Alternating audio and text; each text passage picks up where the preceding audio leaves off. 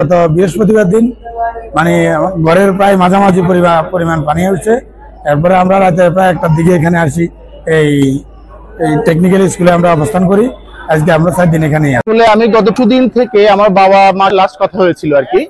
এরপর থেকে আমি আর গত 1.5 দিন হয়ে গেল বাবা মার কোনো খোঁজই পাচ্ছি না। আমি এখন এই যে চিন্তা করলাম, এখন বউ বাচ্চা ফেলে সেই সকাল ভোর 5টায় রওনা দিয়েছি, এখনো বাড়ি পৌঁছতে পারিনি। এই মাত্র লালপুল এসে পৌঁছলাম। আমি সোনাগাজী যাবো ডাক বাংলায় আর কি।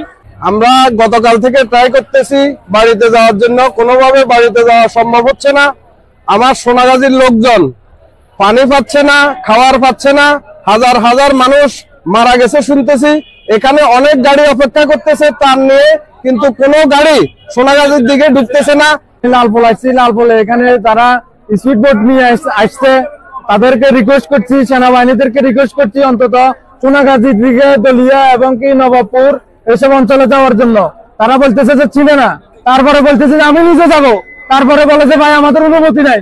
পরবর্তীতে আমি নিজের জীবন না চিন্তা করে আমি নিজে এখানে গেছি।